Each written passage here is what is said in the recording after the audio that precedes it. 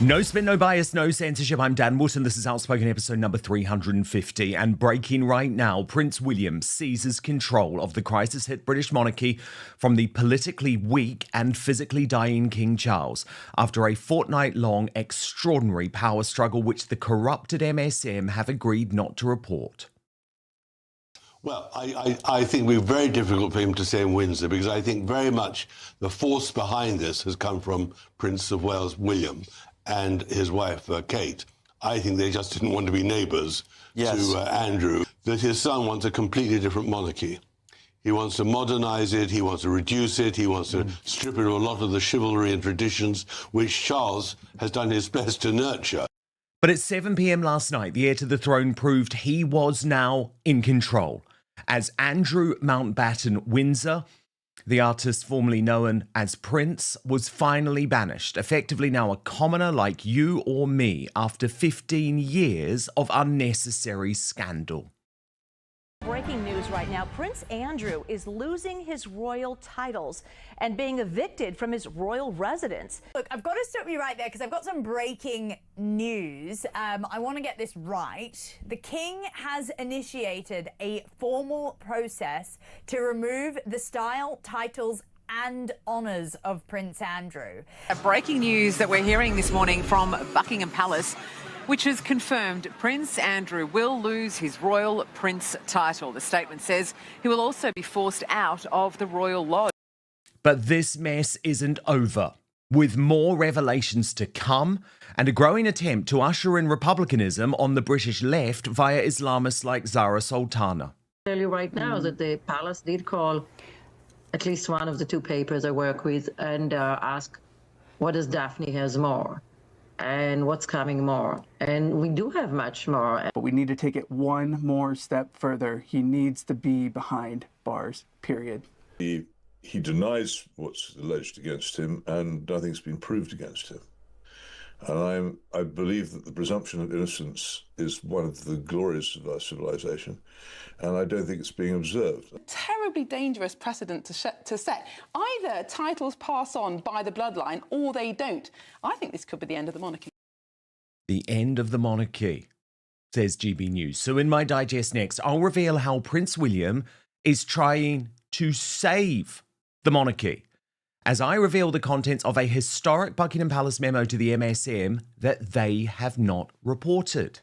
Then analysis from Connor Tomlinson, host of Tomlinson Talks on YouTube.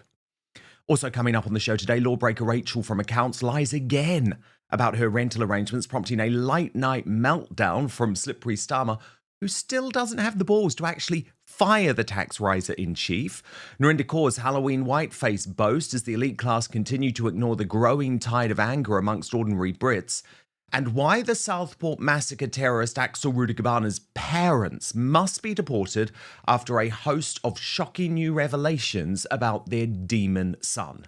Then, in the uncancelled after show on Substack, Prince Harry and Meghan Markle are gripped with panic in Montecito as William shows his hand by revealing the path to strip them and their children, Archie and Lily, of their royal titles. All the latest with royal YouTube sensation, according to Taz. You can sign up. Here are your nominees.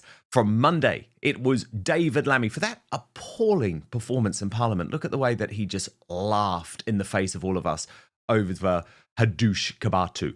On Tuesday, Sadiq Khan for the Pakistani Muslim rape gang cover-up. He hasn't won yet, though. Don't worry about that. On Wednesday, Dr. Shola. What did she do? She did something absolutely crazy. And on Thursday, Rachel from Accounts. Promise you, there's no winner yet, so you can get voting. We had over 100,000 votes last week, so just head to the posts tab on YouTube, cast your votes. Let me know why you want your particular Union Jackass to win. I will reveal your comments and the winner, the worst Briton in the world, at the end of the show, so you can make sure you stay with us. But now, let's go.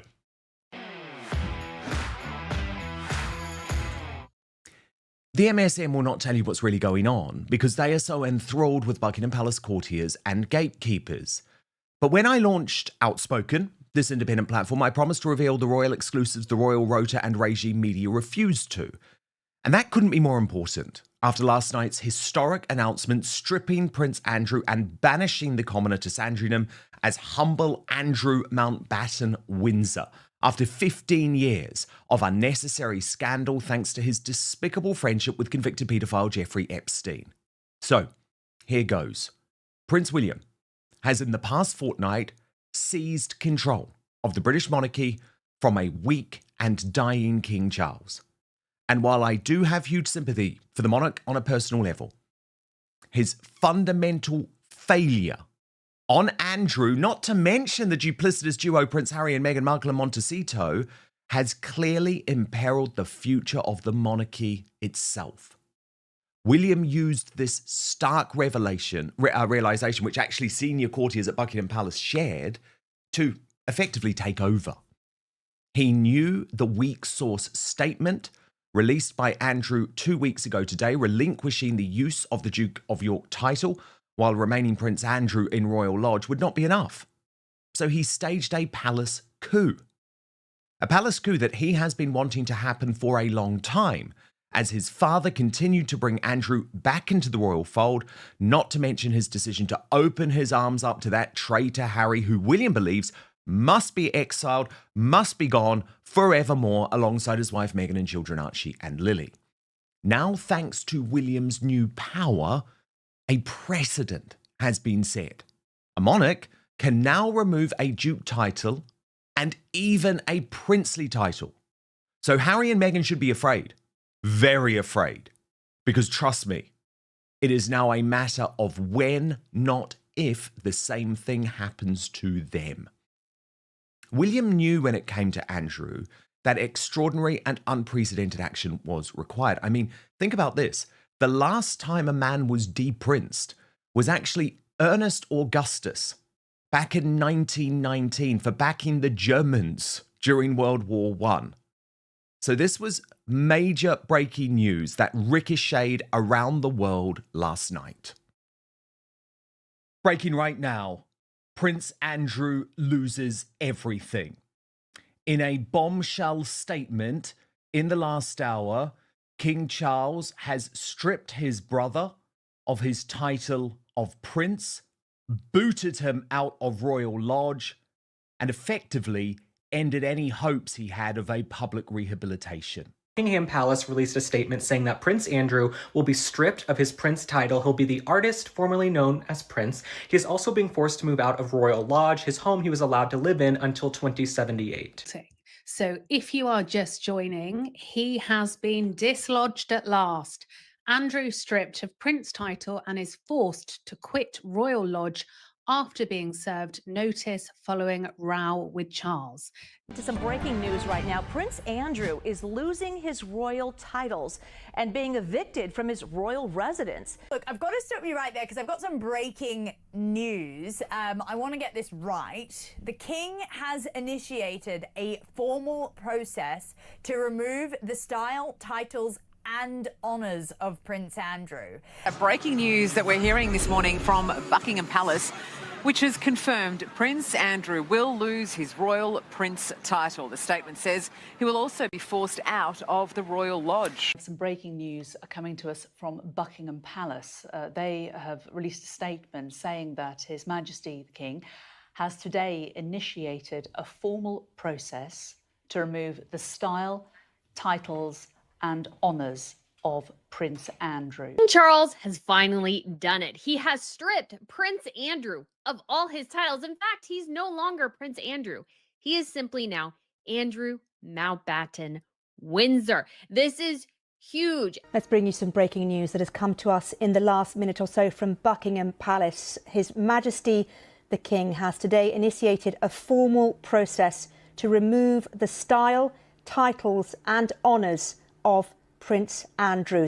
Now, I have obtained a bombshell Buckingham Palace memo sent to the complicit royal rota that confirms how William took control while trying to spin the announcement for the king unsuccessfully, I would argue. Now, the palace asks that this document is not shared and says it's not for direct quoting. This is a ludicrous cover-up of the truth in a new media age.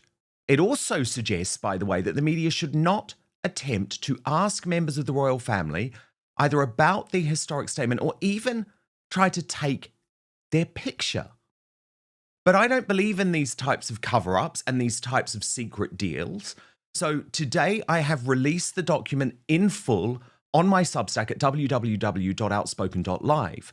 But the key sections, which include the palace effectively admitting the king only made the decision after this pressure from William, I'm going to share with you now.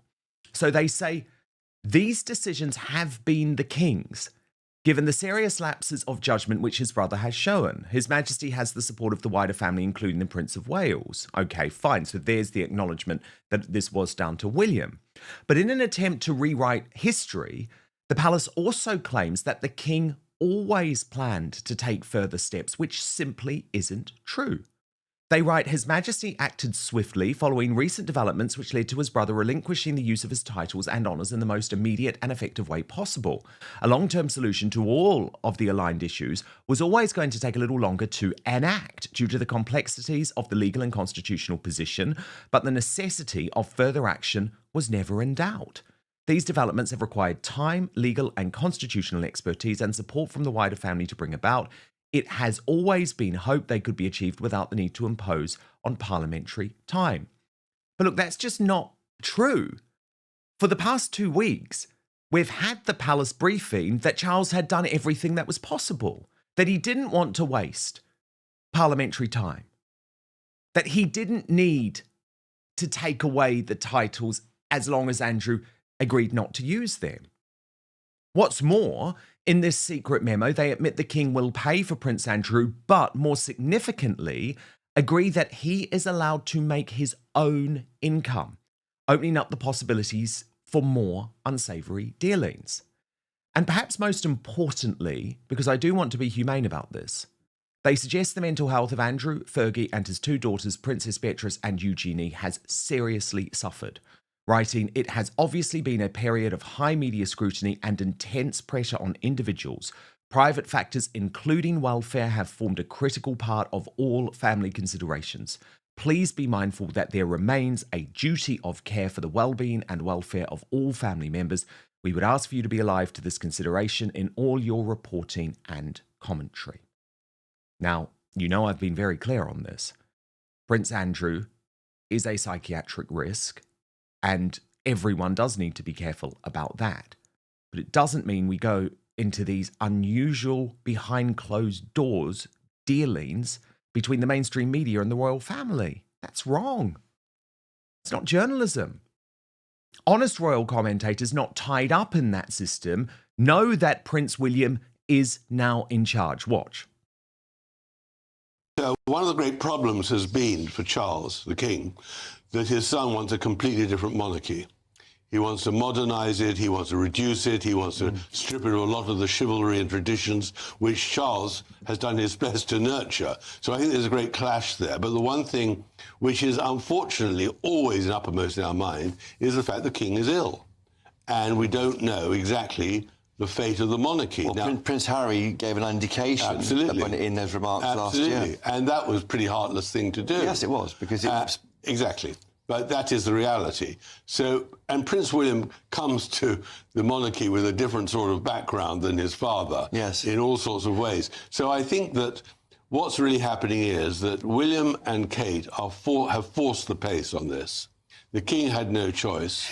They want very much to be free of scandal. I think they'll do the same to Harry and Meghan. They'll probably strip them of their titles. They want a clean, untrammeled, impeccable monarchy. Well, I think it will be very difficult for him to stay in Windsor, because I think very much the force behind this has come from Prince of Wales William and his wife Kate. I think they just didn't want to be neighbours to Andrew. Because they're moving nearby, aren't they, from their house? To Forest Lodge, and they didn't want to bump into him. And therefore, that was terribly important to get him out of the way. I mean, the natural thing for him to do would be to exile him to an island in Scotland, into some terrible castle, and make sure he couldn't leave. Tom Sykes of The Royalist on Substack has written William is king in all but name after masterminding Andrew's disgrace. He reported earlier today friends of William have told the royalists that the heir to the throne masterminded the operation to evict Andrew Mountbatten Windsor from Royal Lodge in the teeth of what he saw as his father's weakness and vacillation on the matter. One said Charles has been trying and failing to get Andrew out of Royal Lodge for the past 3 years. William did it in 2 weeks. William is king in all but name now. Charles announced in 2024 that he had cancer. The Royalist has reported, as have we here on Outspoken, that it is incurable. And we have also covered in detail how fears about the king's demise have led to a flow of power from Charles to William. A friend of the Prince of Wales said that William stepped in after being left dismayed by the deal announced 2 weeks ago, which saw Andrew lose the use of the Duke of York title, but crucially keep Royal Lodge and continue as a prince. The King's team has now attempted to retroactively present that as an interim step, with yesterday's briefing document stating that the necessity of further action was never in doubt. The notion that this is his father's mess refers to deep unhappiness within William's circle about the way Charles tried not only to rehabilitate Andrew, but to co-opt William and Kate into the effort by forcing them to drive Andrew to church in Balmoral in the summer of 2023, having invited Andrew to join the family's Christmas Day photo call at Sandringham in 2022. At Christmas 2023, both Andrew and Sarah were in the festive photo call. William, furious, boycotted Christmas lunch at Sandringham in response. In February 2024, Andrew was permitted to lead the family to church for the memorial service of King Constantine of Greece. He was seated in the front row alongside Princess Anne and the Queen. And there are fears within the royal family that there could be more to come, as the journalist Daphne Barak, who has Epstein's emails, confirmed on GB News last night. I tell you right now that the palace did call at least one of the 2 papers I work with and ask, what does Daphne has more? And what's coming more? And we do have much more. And I think they thought if they just do what they did today, it will not be published or aired. But I can tell you already that one of your networks, at least, is working on a very big special, The Downfall of the Yorks. So it's not going to stop the story. The story is big, but I think it's high time, yeah. When I spoke to you last time, Daphne, you alluded to the idea that there was more to come of these emails. You've seen them, you know what's coming down the line. Do the royal family know what you know? And could that be the reason why they are distancing himself so abruptly and so brutally at this time? I don't know if they know exactly what it is, although some of the emails were on Andrew's royal email, right? Royal Lodge emails. So the palace should have an access. My sources are very high end, but the palace should have an access. They do know that much more coming and very damaging. I mean, they know it from my papers. I was asked personally. It's bad. It was a very, very tight relationship. The traffic between Sarah, Andrew, and Jeffrey Epstein was not 1 email, not 2 emails. There were more than 100 emails that we saw. And it was not about sex. I mean, Andrew might have loved sex. I mean, Sarah loves sex, but it was about money. It's all look for the money best. But I have tried to report this scandal without hysteria because there are also massive risks about what Charles has just done. Here's the other side. As Henry Bolton argued, Prince Andrew showed extremely bad judgment. It's a mistake he'll pay for the rest of his days. To remove the title of Prince, I think, is going too far. By all means, remove his other titles, but this weakens, not strengthens the monarchy. It sets a precedent that undermines the institution. It's unwise, unnecessary, and unfair. And there was a disagreement about this between Miriam Cates and Alex Armstrong on GB News. Now, obviously, he's not been in favour for a very long time, and he's not taken any part in royal life, and neither should he.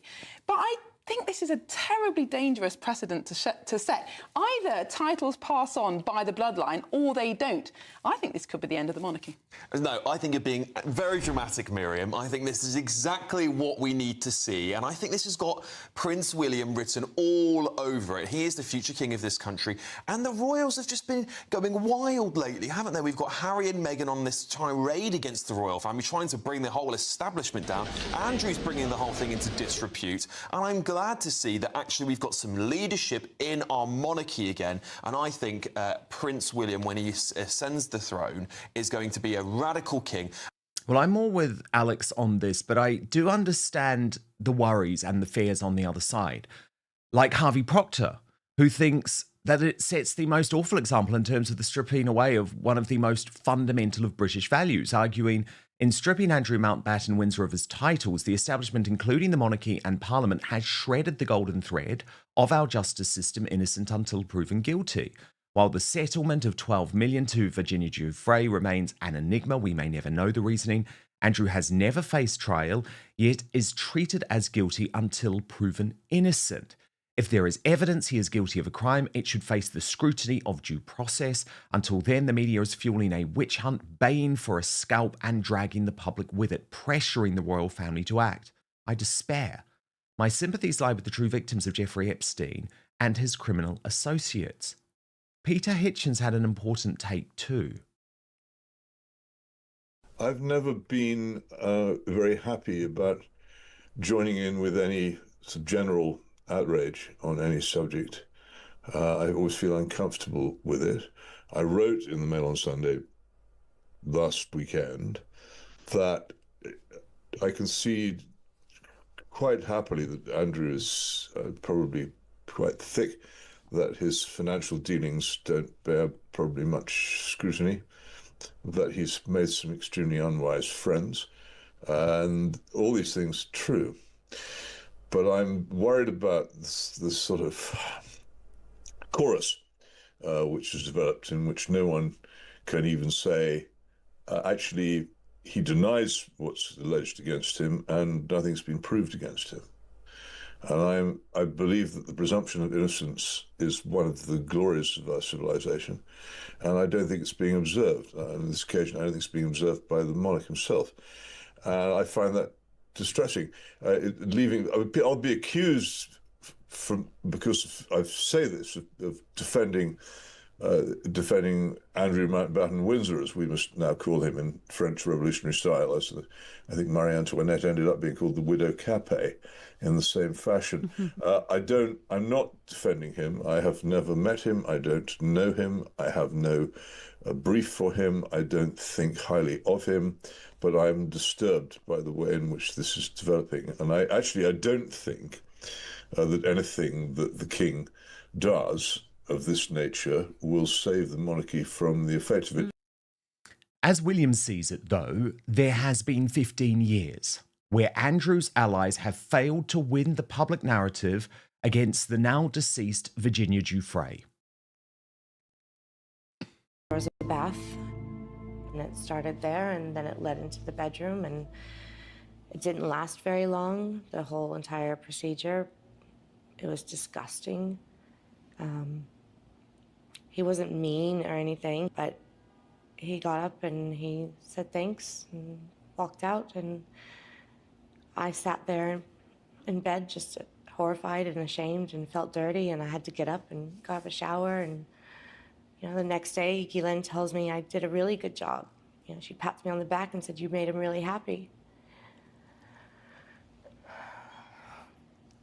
Her memories are not quite correct, and I think that throws everything out the window, really, as far as people actually believing her. But let's be honest, that Newsnight interview with Emily Maitlis became pretty much unrecoverable, even though I revealed the next day, when I was executive editor of The Sun, that Andrew had told his mum, the Queen, that it was a great success. We all knew it really wasn't. I think you threw a birthday party for Epstein's girlfriend, Ghislaine Maxwell, at Sandringham. No, it was a shooting weekend. A shooting weekend. Just a straightforward shooting weekend. But during these times that he was a guest at Windsor Castle, at Sandringham, the shooting weekend, we now know that he was and had been procuring young girls for sex trafficking. We now know that.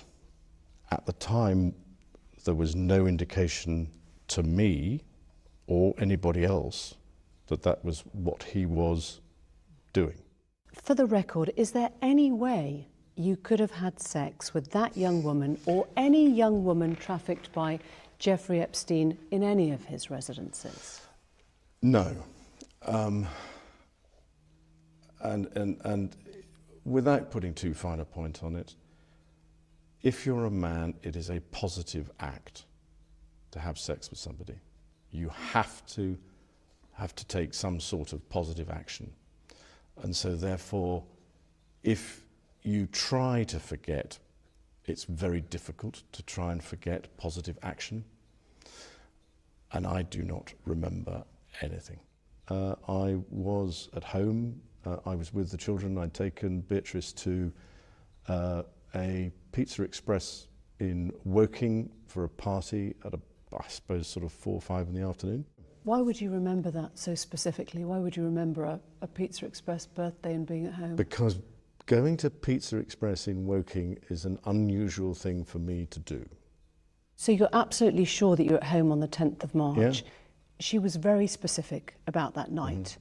She described dancing with you and you profusely sweating, and that she went on to have bath, possibly. There's a slight problem with the sweating because I have a peculiar medical condition, which is that I don't sweat, or I didn't sweat at the time, and that was yes, I didn't sweat at the time. So Virginia now haunts Andrew, with her brother calling for a criminal prosecution again on the BBC last night, even though, and I am prepared to say this, even though the rest of the mainstream media isn't, even though much of Giuffre's story never added up. Watch. Do you think that in writing this book, she hoped that her life's account would be heard at the top of the royal family in the United Kingdom? Was that one of the reasons she took to making her account public, Sky? I think it's very much a reason she put to make, her account public, but I also think it was for justice and accountability for all survivors out there. It wasn't just about reaching the royal family, it was about holding anybody that's been implicated to account. And I think the king is setting a precedent for the rest of the world leaders out there to actually come forward and say, you know what, even if it is my brother, I'm going to hold him to account, because I believe survivors. I saw it in the statement earlier today of, survivors are front of mind, and we have to continue to keep that front of mind. But it's not enough. It's not enough. We have to have some sort of investigation that goes further into this. I mean, he's still walking around a free man. I commend the king. I think he's doing an amazing job as a world leader, setting a precedent, but we need to take it one more step further. He needs to be behind bars, period. So even though I have my doubts about Giuffre's account, here was Andrew at Epstein's New York Pussy Palace, greeting women, young women, at the door after Epstein had been convicted of paedophilia. That alone was enough to end up where we are today. There are still issues, of course, because Andrew remains 8th in line to the throne as plain old Andrew. Harry's also in that list. So is Archie and Lilibet, even though there are very legitimate questions about their births. That cannot stand. And the left-wing media continues to circle too. Look at the cover of the New Statesman this week, for example, as hardcore Republicans like the group Republic have their moment in the sun alongside left-wing Islamists like Zara Sultana. Now, Connor Tomlinson is here. So Connor Tomlinson, given the seriousness for the British monarchy, with even hardcore royalists and monarchists saying that its very future is at stake, surely this was the right decision for Prince William to step in and just say, enough, Papa, enough. You've got to do what I'm telling you to do here. It was the sensible decision procedurally, Dan, but I think they're on borrowed time. It almost seems like history is repeating itself with periods of political tumult coinciding with the reign of a King Charles. And so Charles... So the monarchy is on borrowed time altogether, or this particular reign? This particular reign, and probably the Windsor family. So I was going to bring up, actually, that piece by Will Lloyd in the New Statesman. Not usually an outlet I read, Dan, because the New Statesman once treated Roger Scruton a bit like the Spectator, ironically now treating me, they're a left-wing rag. However, Will has written some very good long-form pieces with some solid interviews, and in that he points out that Charles in 1981 said that he believes monarchy has been the most consistent stabilising force as a form of government throughout the ages. But Charles's problem is not that he sees himself as a leader of a particular nation and custodian of a particular tradition, a kind of private form of inherited government, as Hans Hermann Hoppe would articulate in Democracy, the God That Failed, but instead as someone who sits atop all politics as a great unifier. And so what he's doing by hosting these community cohesion events, or saying he's the defender of all faiths, or trying to launder politics through international institutions and laws, is paper over the deep cracks of division within British society. And he thinks that politics itself causes division, when instead politics is the only way that groups with different visions of the good can redress their grievances, and one can win out over the other. This was Carl Schmitt's observation, that all power is an exercise in sovereignty, he who decides. And if the Windsors are unwilling to act as sovereigns, then they're both incapable of appeasing the growing wellspring of Republican sentiment, either with the left-wing radicals in our country, the liberal ideologues who want to level all hierarchy and institute egalitarianism, or the growing constituency of these descendants of immigrants who, well, would only identify with a caliphate regarding a monarch, but do not identify with the House of Windsor. And so if they're not going to appease that constituency, and they're also not going to take sovereign decision-making capacity, like the likes of philosophers like Joseph de Maistre would urge them to, then they're trying to serve both masters and actually winning over no support. And so I think eventually the House of Windsor may have to step down for the British monarchy to survive as an institution. What's interesting, Connor, about that New Statesman piece is that it is completely targeting William. There's an acknowledgement, even amongst the enemies of the British monarchy, that William is a very popular figure, right? And so I find it pretty despicable the way that they have targeted him. I mean, look at this from Will Lloyd, who's the deputy editor of the magazine, the author of this piece, claiming that William is functionally illiterate, which is something that he got into further on this interview of the New Statesman podcast. Watch this. All about Prince William. We're told he likes Aston Villa, he cares about mental health, he's got the mental health. But then I think the royal stenographers have accidentally let the daylight in. We're told that William is unable to name a favourite author, but he is a box set guy who does love Batman-related superhero movies. Quote, William is not a great reader. He prefers an oral briefing. Now, I'm reading between the lines a little bit here, but are we going to have a monarch who basically either can't or doesn't want to read? Bro, are you telling me that if you were the monarch, you'd be reading books? I would be. I wouldn't be reading books. It's very important. Pull the other one. It's incredibly important. Good for him. No, he knows the Aston Villa B team. Like, he's tinkering with his FPL team. He likes watching box sets. What would you... So, Connor, I think you can go for William on lots of issues that we can debate. So, for example, there's big issues around how he feels in terms of the Church of England, for example. But to suggest that William is some type of stupid guy who can't even read is massively underestimating him. Trust me, Connor. There is a real intelligence to this guy. He knows how the system works, and he knows what he thinks has to be done in order to save the monarchy. So I'm not really sure that this tactic is going to work, because, of course, what the New Statesman is advocating for, by the way, is for the monarchy to end with the death of King Charles. Yes, and I don't think the argument's going to come across well for a couple of reasons. Number one, because, well, particularly Bugman Ollie Dugmore just seethes with resentment. I mean, he said he wanted 100% wealth confiscation tax on LBC the other day, and even Ian Dale, who is a demented Lib Dem masquerading as a Tory, laughed in his face, saying that was insane. However, I must point out, not just trying to defend my own interests here, considering, Will goes to Taylor Swift concerts and enjoys The Dark Knight, which I also happen to do, but also just in historical precedent.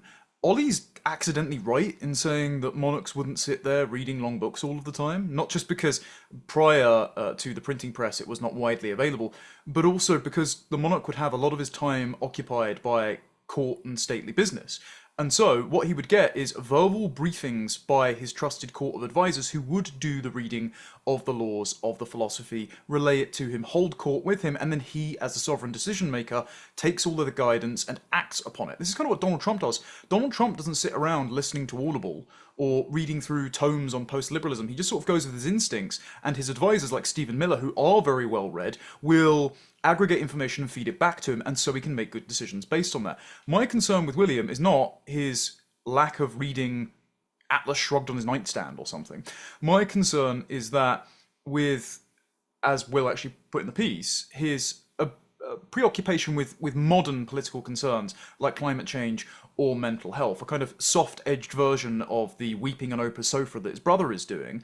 He is too distracted by things like social media trends or too concessionary to the bleeding heart left who don't want the monarchy to exist in the first place, that when eventually, if we're judging by polling in the Financial Times, the British public flip and go hardcore nationalist and traditionalist, and the government that comes in to represent them has to act on that, will William have the stomach to give royal assent to all of the policies they want to pass through, or will he feel squishy and reluctant, and will either the House of Windsor need to be replaced to pass those policies, or will he stand in the way of the restoration of Britain?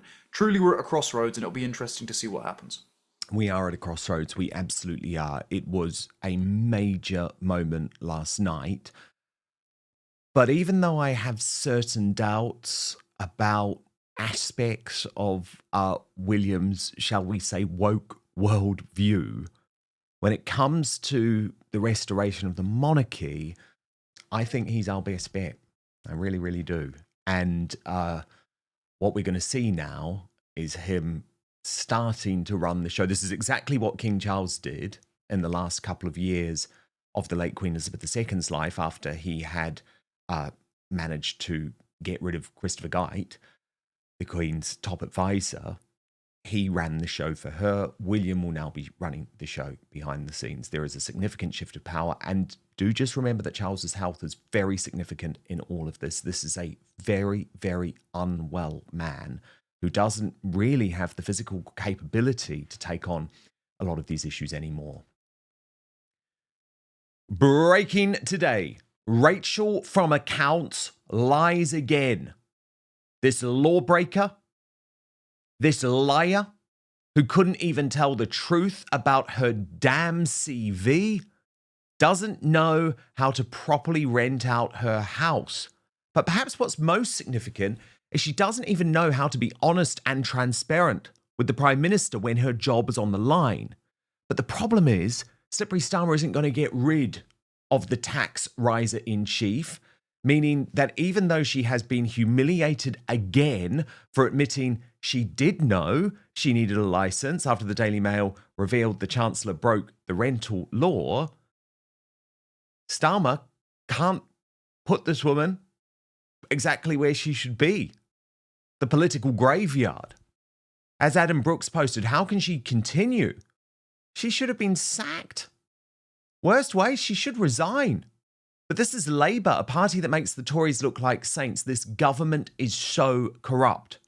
So for the second day in a row, late last night, completely overshadowed by the news of Andrew Mountbatten Windsor being thrust into royal exile, there was another mortifying exchange of letters between Reeves and Starmer, where Starmer made it very clear he was unhappy with his Chancellor. He wrote, "Dear Rachel, thank you for your further letter updating me regarding the correspondence between your husband and the estate agents.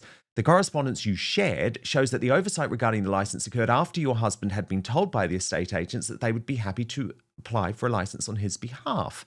In the event, however, this application did not occur. It is clearly regrettable that the information in this correspondence was not shared with me when you wrote to me last night, but I fully accept that you were not aware at that stage of these emails. I understand that the relevant emails were only unearthed by your husband this morning and that you have updated me as soon as possible. I accept that you were acting in good faith when you wrote to me last night. However, it would clearly have been better if you and your husband had conducted a full trawl through all email correspondence with the estate agency before writing to me yesterday. Based on the information you have provided to me, I still regard this as a case of an inadvertent failure to secure the appropriate license, which you have apologised for and are now rectifying. Having consulted the independent advisor on ministerial standards and received his clear and swift guidance, with which I concur, I see no need for any further action. But this is an extraordinary state of affairs, given that the Labour Party, during all of their time in opposition, collaborated with the mainstream media to drive out cabinet ministers and even a prime minister for far less. So while there's lots of people taking the high road at this point, that's not where I'm at in regards to this, because Reeves was one of those witch hunter in chiefs. Even James O'Brien is now saying, oh no, there's nothing to see here. Chris Rose posted, James O'Brien claims that he doesn't understand the outrage at Rachel Reeves failing to obtain a rental license. It's the hypocrisy. After years of preaching about being whiter than white, this same guy banged on about Boris and cake for months. Watch. It could be that you're listening to the same words that I'm listening to, and you are hearing evidence of an appalling and egregious breach. You may even have persuaded yourself that £900 is a significantly large sum of money for the Chancellor of the Exchequer to have jeopardised her career in order to avoid paying. If you believe that, you should probably give your head a wobble. I don't know that anybody can meaningfully argue that this is anything other than a genuine mistake. A lot of people on the right of British media and British politics are very exercised by today, while they were supremely unconcerned when their hero Boris Johnson saw 2 ethics advisors resign in disgust at his contempt for ethics. That's what footballification looks like. This is outrageous. This is outrageous. She's the Chancellor of the Exchequer. How can this happen? Oh, you remember when Boris Johnson's ethics advisors resigned twice because he was such a... yeah, that was great. That was funny, wasn't it? He's such a lad. He's such a top bloke. I love him. Yeah, we're going for lunch tomorrow. That was really funny when Boris Johnson's ethics advisors resigned. 2 of them, not just 1, 2 of them, because he was, doing up his flat and lying about it, pretending he'd lost a phone. Can't even remember what the other was. Scandal after scandal after scandal. But none of it mattered because I love Boris. Connor Tomlinson, host of Tomlinson Talks, your reaction. Oh, I'm sick to death of hearing from Squealer from Animal Farm there, who will happily apologise for any egregious action or hypocrisy or atrocity caused or ignored by the state until he's quite literally red in the face. So that might be all the booze. Dan, yeah, James O'Brien doesn't understand the right at all, and of course he's just a sort of pantomime villain, so he's not meant to. He's just a paid propagandist. But those of us on the actual right, those of us with consistency and standards who care about the health of our country, yeah, we wanted Boris Johnson gone. Not because we were outraged about his breach of COVID laws because the COVID laws were legitimate, but because he put us under house arrest for 2 years, suggested we take mandatory vaccines in December 2021, and all the time he and his staff were having a piss up at our expense. So I'm happy Boris Johnson went. I'm not happy about the media circus that was confected around it, because that itself was hypocritical, because when Keir Starmer had a beer and a curry under the same restrictions as photographed by the lovely Fleur Meston, or now Power, they didn't call blue bloody murder and have him ousted. Instead, he's now Prime Minister, unfortunately. So as regards to Rachel Reeves, yeah, she violated the restrictions that she championed being brought in via Leeds Council in 2020, and whether or not this was an oversight by her estate agent according to the emails given to Downing Street by her husband, or whether or not this was her skirting the law, as some people have suggested despite the emails being provided, it doesn't matter. Because if it was you or me, Dan, we would be treated as if we had skirted the law even if we had made an honest mistake. And it's because these punitive laws are designed to extract every penny possible from hard-working Brits like you and me to then redistribute to Labour's various welfare-dependent client blocks, because they would like to keep safe seats forever, and also build an egalitarian utopia where literally any Somalian can be given social housing and he can become as British as you and me. Point being, we wouldn't be given the same grace if we fell afoul of the laws that Rachel Reeves herself has supported and wanted to introduce. I think this is actually a disastrous move politically for Starmer as well, because we're days away from a budget where he can't commit to not raising taxes as was promised in their manifesto, and we know manifestos aren't worth the paper they're written on these days. He could have used this as an instance to throw Rachel Reeves under the bus, replace her with a better chancellor, or at least someone more able to sell their ideas in less of a monotone and less looking like Lord Farquaad, and delay the date at which the budget had to be delivered, giving them more time to cook the books. Instead, because Starmer is a robot with no internal monologue, he didn't decide to take the opportunity. More for him. Yeah, these two are in this together now. That is the reality. That they are in this together. The economy is going to come crashing down. The budget is going to be absolutely disastrous. But I think you make a really good point, because actually, Connor, they have now lost their lost one of their most senior women, the other one under threat. I'm talking about Angela Rayner as well, because of the shocking systems and red tape they expect all of us to follow, right? Like, if there is ever an illustration of how difficult life is in the United Kingdom, it's because of these types of regulations. But Labour have absolutely no intention of cutting any of the red tape, of getting rid of any of this, of making life any easier for us. And so I do think that's another fascinating point here. I'm sorry. If Angela Rayner and Rachel Reeves, with all of the support they have, all of the advisors they have, all of the money that they have, cannot follow the systems that are required to either buy a house or rent out a house, what hope do any of us have? I think it really is an illustration of how difficult it is to live in the UK just day to day now. But I have zero sympathy. She is a liar. She was a liar. Look at the litany of scandals, Connor, ever since she has entered the job. Not to mention the fact she's useless at the job. I repeat, if this were a Tory, she would be gone, because the mainstream media would not have let us forget these stories day after day after day. Instead, it's not just James O'Brien who's been an apologist, Connor. So-called, and they're obviously not, but so-called unbiased reporters like Robert Peston and Beth Rigby, they've all been running to her defence too. Yeah, well, the purpose of the system is what it does, Dan, and what the British political system does is build a increasing nexus, a kind of Japanese knotweed of selectively applied laws and restrictions, be it financial, be it tax, be it regulatory, be it hate speech legislations, or even just prosecution of actual violent crimes, where violent criminals are let out early or given less sentencing time, like a chap who tried to strangle a railway worker the other week because she asked to see his ticket. His name is Mohammed, of course, and actually tried to assault a railway worker, only got 16 months in prison. Meanwhile, Lucy Connolly gets 31 months for an ill-advised but deleted tweet. So turns out what the system does is protect the reputations of inadequate midwit politicians because they have the correct ideology. For example, Rachel Reeves putting up a photo of Red Ellen, the co-founder of the Communist Party, in number 11 Downing Street.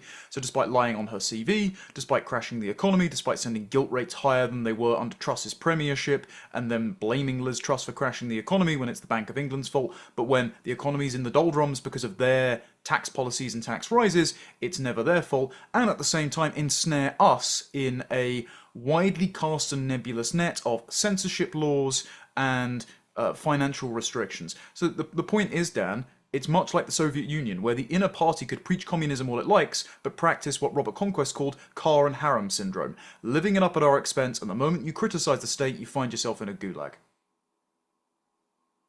The leftist hypocrites strike again. At a time when this country, and especially white native Britons, are in mourning over the slaying of Wayne Broadhurst with an Afghan illegal who arrived in this country on the back of a lorry in 2020 and then given leave to remain, charged with his murder. Do you know what the hard leftists have decided to do? A bit like David Lammy earlier in the week, they've decided to laugh in our face. Let me show you Narinder Kaur's Halloween costume, where she is practicing as the biggest hypocrite in the country, the art of white face. So she's decided to mock us all, posting, in case you missed it, Happy Halloween, flag raisers. Stop being so sensitive. I'm paying homage to you. It's a compliment there. She then claimed to me online that she's absolutely fine to do whiteface because, of course, zombies can only be white. But we know exactly what she's doing. She is baiting us all at a time when our sensitivity, because of the complete MSM and elite class ignorance over what happened to Wayne, is upsetting so many folk. And in fact, I'm going to show you what Katie Hopkins said about it in just one moment. But first, Connor Tomlinson, your reaction to Narinda's hypocrisy, boasting in our face about the fact that she's just done a white face, where you know full well if any of us were to do the opposite, she would be calling for our heads. And in fact, she'd be calling for our arrest. Well, first of all, and this shouldn't shock anyone given Narinda Kaur's subterranean IQ and disingenuous activity online, zombies are from African traditions. They're from voodoo. So no, they're not just white. In every single zombie property, when there's a global zombie apocalypse, do you think only the white people get infected? Like, what a moronic comment.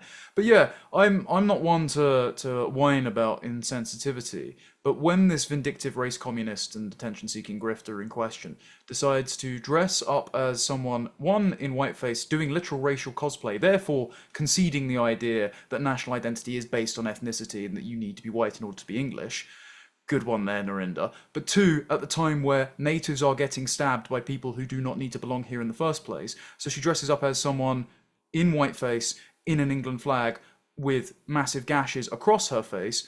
Yeah, it seems a little bit like rubbing in the vindictive colonizing of our country that we've voted against in every election since 1974, which has resulted in violent consequences for the natives and their children, Narinda. And therefore you wonder why, and she once did a debate with my friend Carl Benjamin on the Lotus East, and she complained that she'd been told to go back to India, that she's not British.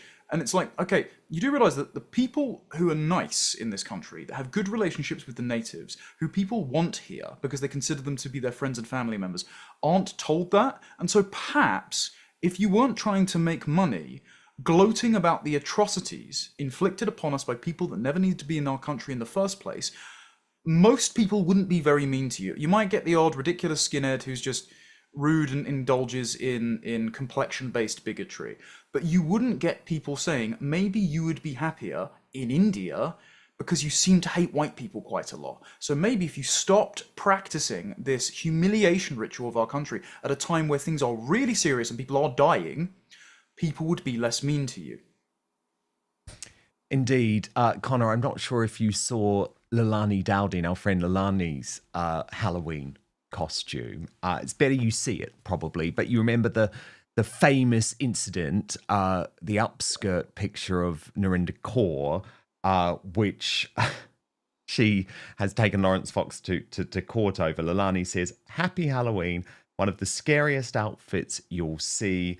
Skims were out of their new hairy thongs, so I made my own more realistic one. My American friends, you are fortunate. You don't know what this is about."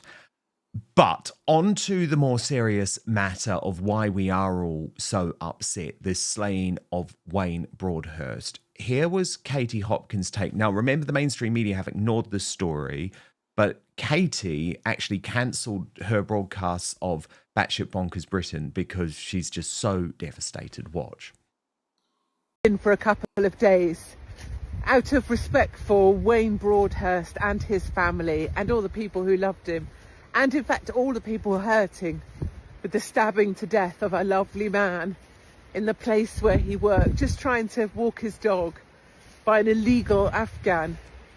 Just feels like tonally Batshit Bonkers Britain and me leaping around in lycra with a high sock is a bit off.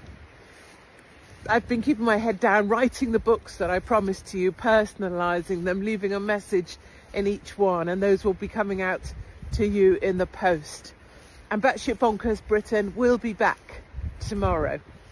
And I totally get that tonally right now it doesn't feel right, and then equally I see that it's exactly what we need to hold the line, to stick together, to keep laughter as our strongest weapon in our armoury, and for everybody to know and to remember that you are not alone. We are many, we are stronger together, and in the end we will win.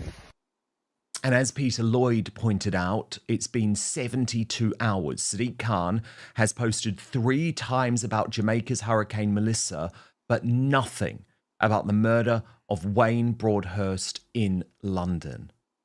Connor, the ability of our elite class and mainstream media to ignore a story this horrific is, for me, a new low.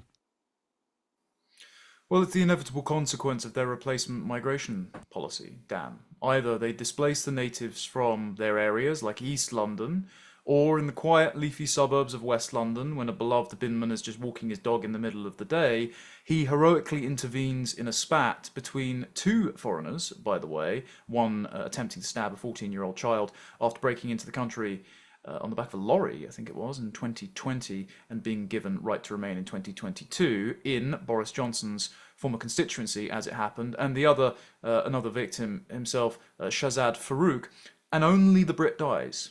And this is a microcosm of what mass migration has done to our country. There are disputes between foreigners on ethnic, religious, or personal lines, basically recreating Middle Eastern PvP servers in our major cities, and either forcing the native population to move out of their historic lands and set up enclaves on the outskirts. I mean, my Halloween costume is I'm the last white guy in London at this point.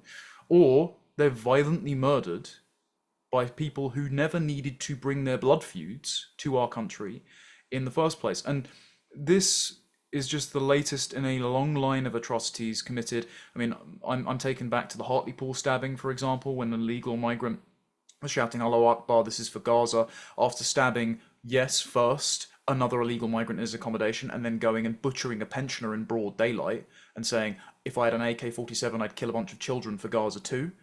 I'm put to mind of the Pakistani rape gang scandal that the Labour government has continued to cover up because they're either trading children's lives for votes, or because, as Dennis McShane, the former Rotherham MP, said, as a Guardian reading liberal lefty doesn't want to rock the multicultural boat.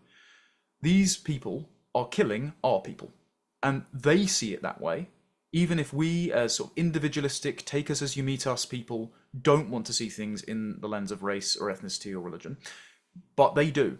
And so all we can do to protect our people is ensure none of these low IQ backward savages are in our country to stab us in the first place.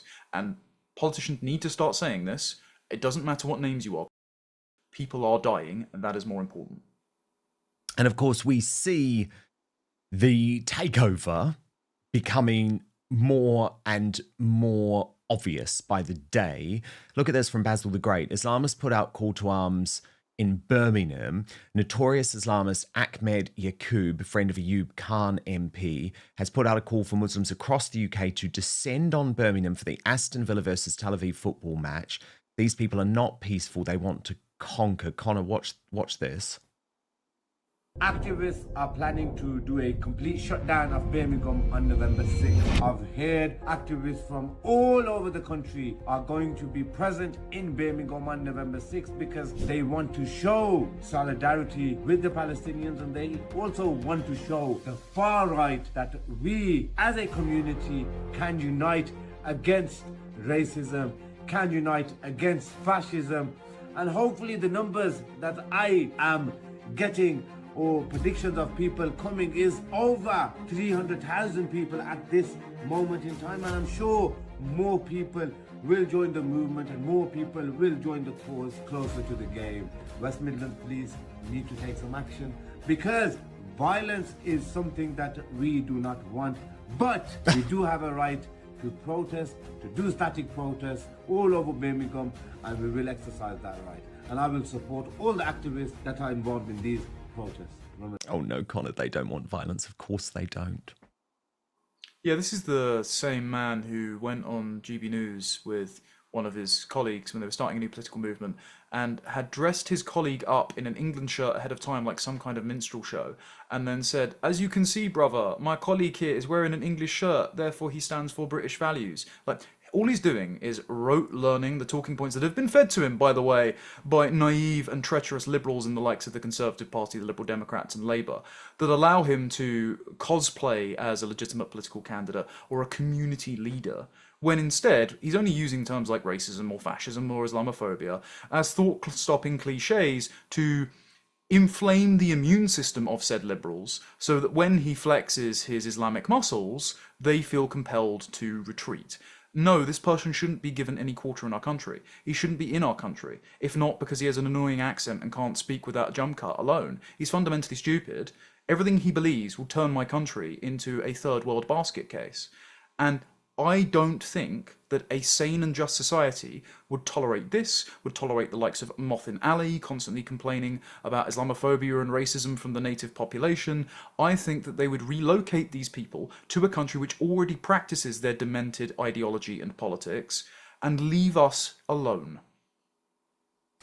And then there's more shocking scenes on social media overnight. The Grift Report explains it this way, Connor. An auditor came across Derby Station Migrant Hotel and caught them stuffing their faces at the taxpayers' expense. All men, no women and children. Take a look at this, Connor.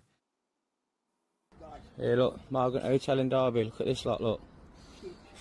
Wow. Look at all the meals they're getting. That looks healthy food, that does.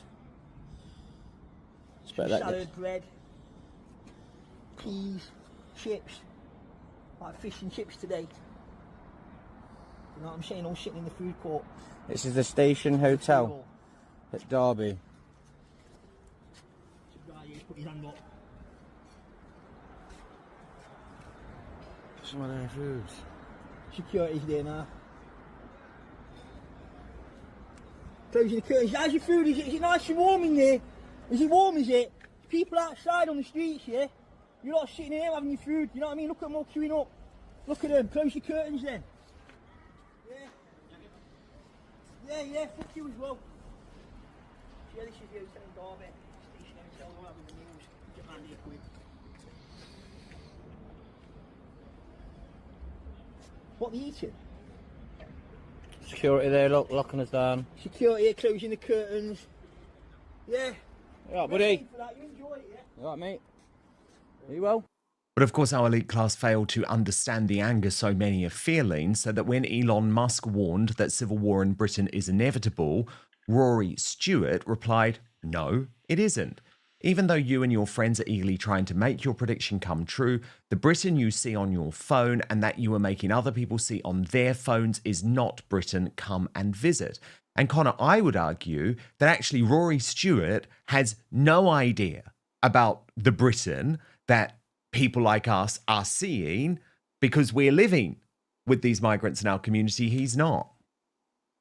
Yeah, Rory Stewart's practicing what I would like to coin as Schrodinger's diversity. So division only exists once you observe it. So actually, it's not a problem that Whitechapel is entirely dominated by Bangladeshi Islamists, or Bradford, Luton, Birmingham, areas of Manchester, Leicester, Leeds, etc. are dominated by the Biradiri clans of Pakistan raping white girls because they're kafir and because they have a particular predilection for children based on what they believe about their prophet Muhammad.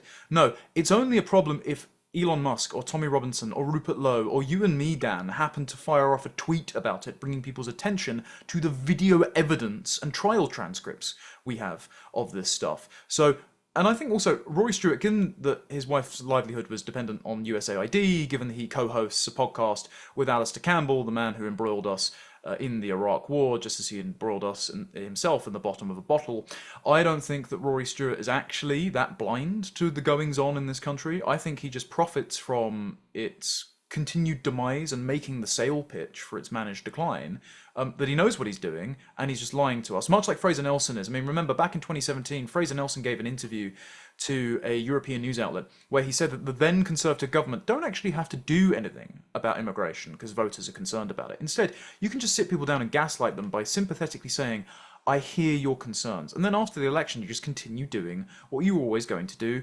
anyway. And so people might express outrage about the rise of alternative media figures like yourself or me or Robinson or Musk even, but they only exist because the state and the media with whom they have worked hand in glove as their PR department for decades for these unwanted policies of mass migration and Islamic appeasement, the fact that they have failed the public means that it has given rise to independent reporters who have more credibility and who can give voice to people's discontent about this stuff. And so civil conflict will come if they keep censoring and suppressing voices that are calling out the problem, and if they refuse to do anything about it.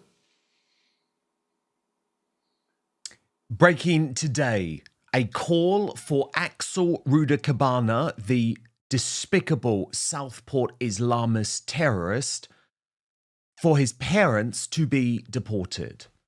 This after shocking revelations in the inquiry over exactly how Rudakabana was radicalized, leading him, you will remember, to stab to death 3 beautiful young girls at a Taylor Swift dance class and ruin the lives of countless others. Now, there's been a cover-up when it comes to this story right from day one. You still won't see the mainstream media or the elite class referring to this man as an Islamist, despite the fact that he had a Al-Qaeda manual in his bedroom, was producing ricin, and is a practicing Muslim behind bars, according to Tommy Robinson, who was on the floor below him at Belmarsh.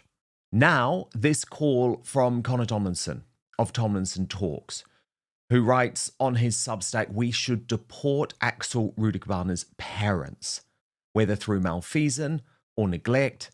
Alphonse and Letitia repaid the generosity of our country by raising an anti-white child killer. They should be sent to Rwanda. Now, Connor is going to be here to explain exactly why very shortly. But first, let me just get into the key parts of his thesis. Connor writes, Axel Rudakabana's parents repaid our country's kindness and the generosity of the Southport community, whose Rotary clubs raised money for their son Dion's wheelchair by raising an anti-white child killer. They should be made to answer for their failures as parents and deported back to Rwanda. They knew their son was remorseless, sadistic, and violent. But when he broke into the school he was excluded from for carrying a knife and broke a student's wrist with a hockey stick, his father, Alphonse, tried to hide it from the authorities. In a WhatsApp message to Lancashire Council social worker, Alphonse said he expected a high degree of confidentiality and sensitivity and not to record or share some information with us that can turn our family upside down with the authorities in charge of punishing Axel. He asked why the council's youth offending team were writing an assessment for Axel and said, please don't involve them anymore. Alphonse said it's not to say that there is something sinister because it is not necessary. The head teacher of Acorn's school, from which Axel was expelled, Joanne Hodson, did think there was something sinister but was told to remove that word and that he is cold and calculating from her report on him because social workers accused her of racially profiling a black boy with a knife. If we were more racist by these failed institutional standards, then B.B. King, Elsie Stancombe and Alex De Silva Aguirre would still be alive. At every stage, Axel's family resisted interventions by the state. They tried to hide his evil nature from the public and the authorities.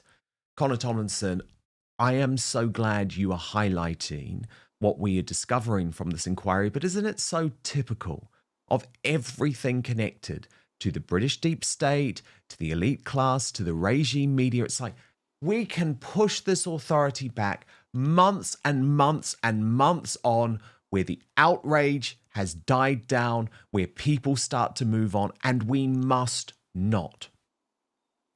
Yes, definitely, Dan. And we're in a weird moral age where we have to pretend that the actions of parents are in no way responsible for the child that they have raised. We are in a period where parents don't have to be responsible to stay together and raise that child. And we know that, for example, when parents split up, the overwhelming majority of prisoners have either not had their father in the home, or about a quarter of them have been in foster care. So we know that parents have an influence on the criminality of their children. And in this case in particular, we have to pretend, or we have to assume, according to the details that we've had in the lead up to this inquiry, that Axel Rudakabana was so obsessed with dictatorship, with anti-white genocide, with the mass murders across history, with ISIS car bombings, with terror attacks, that he brought it up to his classmates, telling some in a football match he wanted white genocide, to his teachers, who said to The Guardian he could list all of the crimes of Hitler, Pol Pot, etc. off the top of his head, but that he never brought it up at the dinner table with his family, that he never mentioned it to anyone that he was close with, that for some reason the tablet where the Al-Qaeda training manual had been found to be downloaded in his bedroom just materialized out of thin air and wasn't bought by his parents, that they didn't pay for the broadband that he used to research this stuff, that they took no interest in their son's life after he had been excluded from school for bringing a knife in, or breaking back into the school in December 2019 with a hockey stick, shattering the wrist of one of his former classmates before being tackled to the ground by a brave teacher who broke the school lockdown to go and apprehend Rudakabana. That for some reason his father knew a week before the Southport murders that his son was going to do something horrible because he was about to get in a taxi ordered to his old school, probably to commit another copycat attack because he was wearing the same outfit that he wore when he killed those 3 lovely girls. And his father brought him inside saying, "Not today, Axel," but did not have him sectioned or handed over to the authorities. That his father knew that Axel was ordering suspicious packages, including ricin-making materials and the knife that he would use to go on to commit the murders, to a neighbour's house because the neighbour texted his discontent saying, "Stop ordering packages to my home," and he said, "I'll talk to Axel about it." Presumably, he was using the family Amazon account and at least one of his parents' credit card because Axel was 17, not old enough to buy the knife, and did not have a job, so where did he get the money from it for the weapons itself? And now we found out from the trial that the young offenders team set on to Axel's case by Lancashire Council after he was excluded from school and after he was tackled to the ground because he broke back into the school in 2019, were being blocked from having information by Alphonse, who was telling one of Axel's social workers, "Please don't give them information that could be damaging to my family, and please don't tell them about his sinister nature." Sinister, by the way, being the word that the former head teacher of his school had also used in a report about Axel bringing a knife to school, but she had been censored because she had been told not to racially profile a black boy with a knife. Well, if we did more racial profiling in that fashion, considering black boys, especially in London, make up the overwhelming percentage of cases joining gangs, stabbing one another, and actually murdering both black boys and white boys, then more people would be alive, including these 3 girls. And so the only punishment we can do now is retribution. Axel Rudakabana should not be living, getting Haribo sweets, and working a job within Belmarsh. He should be given capital punishment. And his parents who raised him, for the ingratitude they've shown our country, for being given asylum for no discernible reason, by the way, 8 years after the Rwandan genocide finished, despite being related to the sitting government and his father serving in the military that put down the genocide, so should be greeted as a war hero, they should be deported back to Rwanda, where they should have always been, in the Horn of Africa, never to cause us any harm in the first place. And Connor, why is it that in this country we have such a peculiar sensitivity when it comes to really looking into the parents and the family members of people who have committed these types of egregious crimes? I mean, in the US, for example, if you go and commit a school shooting, your family is going to be pictured and is going to be examined. You're not necessarily going to be blamed. But we haven't seen anything of Rudakabana's parents. Is that because they are in some type of state protection, or is it because there's a squeamishness from the mainstream media? It's both. Rudakabana's parents, at all stages of their stay in the UK, have been protected and funded by the state. So they were brought over on an asylum claim that we still don't know the reason why it was the UK or why that decision was granted, by the way. That is of public interest, but it has been sealed. They then bought a property on a social housing plot in Southport, so they benefited from taxpayer-subsidised housing, despite Alphonse's business, a bric-a-brac business named after Harry Redknapp, for some reason, was only making a couple of £1,000s a year, so it was well in the red in terms of taking more in taxes out than he contributed. And then they're now in witness protection, presumably with new identities, in an unknown place in the country. So we are footing the bill for their presence in our country, despite what they have done to us by raising Axel. But then, more to your broader point, Dan, the reason we don't blame them is because of the delusional blank slate anthropology that our ruling liberal ideology demands we believe in. We have to believe that everyone is absolutely free of any social influence, that is the natural state of mankind, and that if someone else has influenced you, they have violated your freedom, and so we must work to remove all sorts of limits on your individual will, and that everyone is deep down equal. And so somehow the state failed Axel Rudikabana rather than him being a murderous psychopath who went and killed 3 girls with premeditated delight that he killed a 6-year-old, as he told the police. And so if we then judge the parents for raising him, we admit that no, not everyone is equal. Yes, culture matters. Yes, heritage matters. Yes, morality matters. And this is especially taboo in Britain because ever since the murder of Stephen Lawrence, the police and all the criminal justice institutions have had to acquit themselves of the charge from the Macpherson report that says they are institutionally racist. This is why we have anti-racist policing policies that allow black criminals lighter treatment than white criminals. This is why we have non-crime hate incidents. In the 2014 hate crime operational guidance, the Met Police wanted to prove that they weren't racist, and so they needed to police the private thoughts and offensive statements of members of the public, even if it didn't meet a criminal threshold. Basically, Dan, we live in an ideologically anti-racist society, which means that in order for the institutions to prove their anti-racist bona fides, they have to pretend that black criminals are not responsible for their actions. Meanwhile, the only reason they commit crime is because of prejudice by the native population. We need to invert that morality on its head in order to save lives. Indeed we do, and it's brilliant work, Connor, from you. And of course, for much more of it, do make sure you subscribe to Tomlinson Talks, Connor's brilliant show on YouTube, and you can also subscribe to Connor Tomlinson on Substack, where he has written much more about this. Connor, thank you so much. Have an amazing weekend. And of course, we are about to reveal the worst Briton in the world this week. A reminder, this is where we put your union jackasses from Monday to Friday head to head. On Monday, it was David Lammy for his appalling performance in Parliament, where he just laughed in the faces of all of us, it really felt like. On Tuesday, Sadiq Khan for his ongoing cover-up of the Pakistani Muslim rape gangs, and so much else more. On Wednesday, it was Dr. Shola, who claimed that effectively white people should be executed before black ones, and even suggested the death of the serving MP, Rupert Lowe. And on Thursday, it was Rachel Reeves, Rachel from Accounts, for her despicable law breaking, but of course not dealing with any of the consequences of that law breaking. Let me get to your comments before I reveal the results. Let's just say there is a theme. There is a theme coming through today. From Mark CF83, had Britain's Biggest Race Baiter not been nominated, presumably speaking about Dr. Shola there, I definitely have voted for Mr. Khan. But Shola, Ramabang Ding Dong getting shortlisted gave me no option. James Kenneth Flynn writes, Sadiq Khan is the most undeserving knight in modern history and one of the worst leaders our country has ever had. The day he leaves office will be a day of national celebration. Lee Smith, 3346 said, born and bred in East End of London and proud of it. Well, when it was proper East End, not the shithole it is now. Hate it when Khan says us Londoners. He will never, ever be a Londoner. Asian Fusion Pet says, I'm voting for Sadistic Khan for Worst Britain because he represents everything that has made us all so frightened to live in our own country. And Oscar Perez says, all of them, but Sadiq Khan is the worst of the week.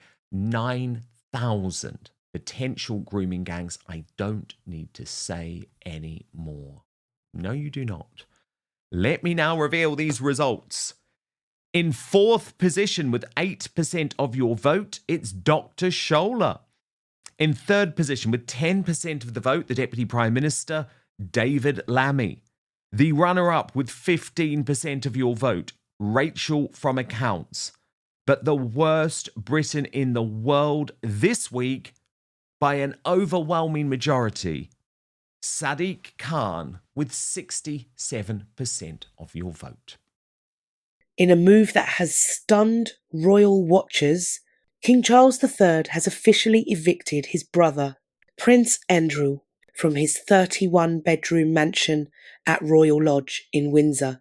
The decision marks the end of Andrew's royal privileges and what many describe as his final fall from grace.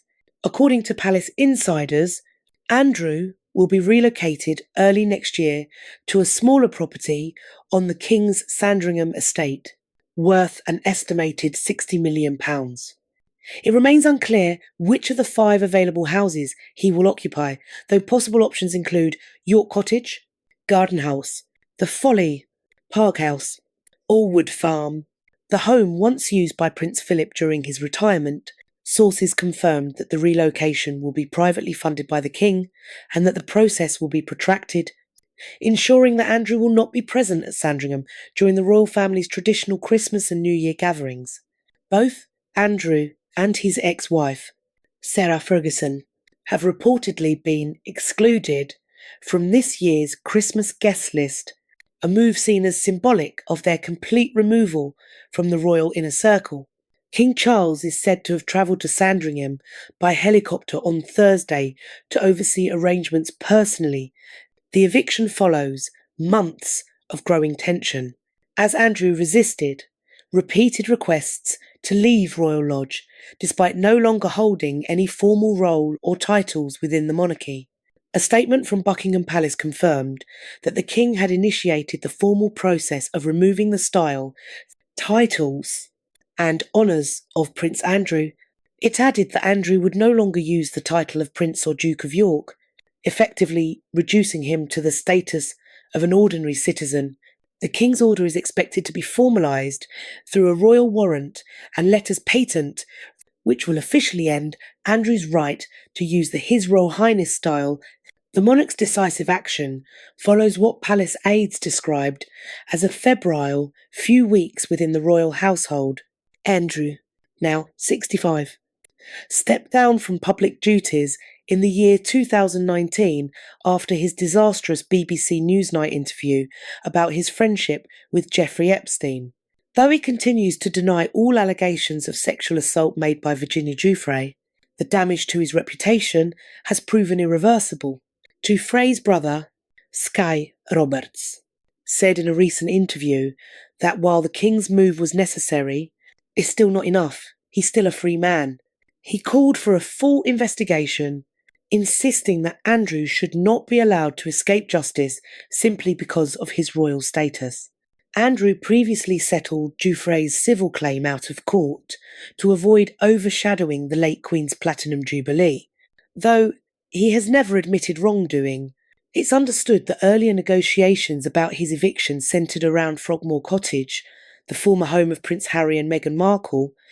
However, the King ultimately decided that Andrew could not remain on the Windsor estate, preferring instead to relocate him to the privacy of Sandringham in Norfolk, a place deeply associated with the late Queen Elizabeth and Prince Philip.